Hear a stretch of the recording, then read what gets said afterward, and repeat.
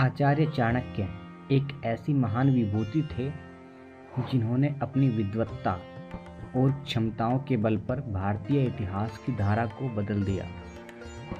मौर्य साम्राज्य के संस्थापक चाणक्य कुशल राजनीतिज्ञ, चतुर कूटनीतिज्ञ, प्रकांड अर्थशास्त्री के रूप में भी विश्वविख्यात हुए।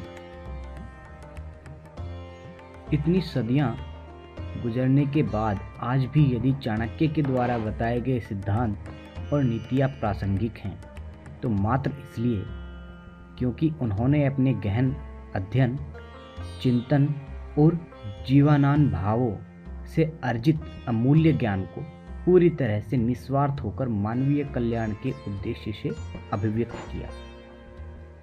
वर्तमान दौर की सामाजिक संरचना, भूमंडलीकृत अर्थव्यवस्था और शासन प्रशासन को सुचारू ढंग से बताई गई नीतियां और सूत्र अत्यधिक कारगर सिद्ध हो सकते हैं। चाणक्य नीति यहां प्रस्तुत है।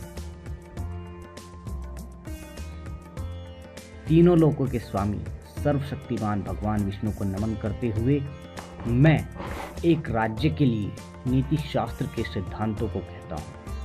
मैं यह सूत्र अनेक शास्त्रों के आधार लेकर कह रहा हूं। जो व्यक्ति शास्त्रों के सूत्रों का अभ्यास करके ज्ञान ग्रहण करेगा उसे अत्यंत वैभवशाली कर्तव्य के सिद्धांत ज्ञात होंगे।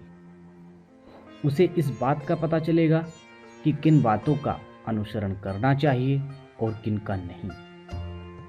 उसे अच्छाई और बुराई का भी ज्ञात होगा। अंततः उसे सर्वोत्तम का भी ज्ञान होगा। इसलिए लोगों का भला करने के लिए मैं उन बातों को कहूँगा जिनसे लोग सभी चीज़ों को सही परिप्रेक्ष्य में देखेंगे।